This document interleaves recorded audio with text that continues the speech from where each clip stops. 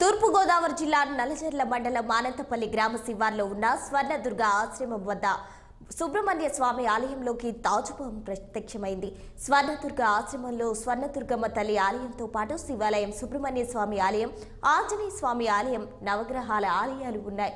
ప్రతి సంవత్సరం దేవీ శరణ్ నవరాత్రుల సందర్భంగా నిత్య అన్నదానం, కార్తీక మార్గశిర మాసంలో ప్రత్యేక పూజలు నిర్వహిస్తూ ఉంటారు.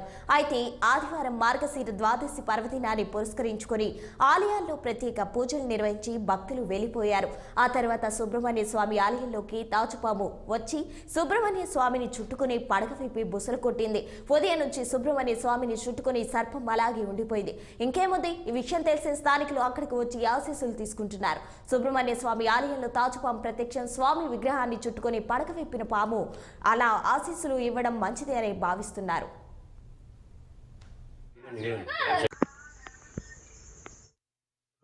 గ్రామంలో స్వర్ణదుర్గాశ్రమంలో సుబ్రహ్మణ్య స్వామి గుడిలో దీపారాధన చేసి మాలకు వెళుతుండగా ఈ సుబ్రహ్మణ్య స్వామి ఈ పాము వచ్చి ఇక సర్పం విప్పి అలాగే ఆడుతూ ఉంది. ఇప్పటి వరకు కూడా అలాగే ఉంది. దగ్గరికి వెళ్తే బుసలు కొడుతుంది. ఏమో అమ్మవారు ఇక నాగేంద్ర స్వామి ఇక వచ్చారని చెప్పేసి అని భక్తులందరూ వచ్చి చూసి వెళ్తున్నారు. అంటే ఎన్ని గంటలకు వచ్చింది సార్ ఇది? ఉదయం 7 గంటల నుంచి ఇప్పటి వరకు కంటిన్యూగా అలాగే ఉంది. మీరు ఎన్ని గంటలు చేశారండి? నేను 8 గంటలకు నేను చూశాను. 8 గంటల నుంచి ఇక అలాగే నేను నైవేద్యం పెట్టేంత వరకు కూడా అది అలాగే ఆడుతూ ఉంది. అనంతపల్లి గ్రామంలో స్వర్ణదుర్గాశ్రమంలో సుబ్రహ్మణ్య స్వామి గుడిలో దీపారాధన చేసి మాలకు వెళుతుండగా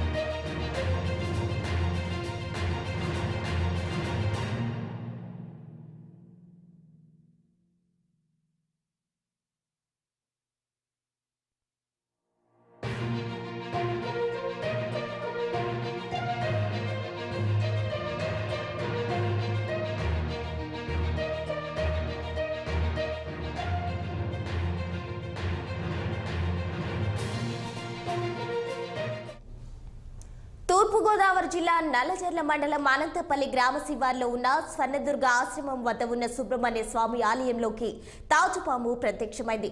స్వర్ణదుర్గ ఆశ్రమంలో స్వర్ణదుర్గమ్మ తల్లి ఆలయంతో పాటు శివాలయం, సుబ్రహ్మణ్య స్వామి ఆలయం, ఆంజనేయ స్వామి ఆలయం, నవగ్రహాల ఆలయాలు ఉన్నాయి. ప్రతి సంవత్సరం దేవీ శరణ్ నవరాత్రుల సందర్భంగా నిత్య అన్నదానం, కార్తీక మార్గశిర మాసంలో ప్రత్యేక పూజలు నిర్వహిస్తూ ఉంటారు. అయితే ఆదివారం మార్గశిర ద్వాదశి పర్వదినాన్ని పురస్కరించుకొని ఆలయాల్లో ప్రత్యేక పూజలు నిర్వహించి భక్తులు వెళ్లిపోయారు.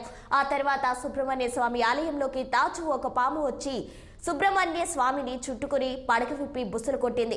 ఉదయం నుంచి సుబ్రహ్మణ్య స్వామిని చుట్టుకుని సర్పం అలాగే ఉండిపోయింది. ఇంకేముంది, విషయం తెలిసిన స్థానికులు అక్కడికి వచ్చి ఆశీస్సులు తీసుకుంటున్నారు.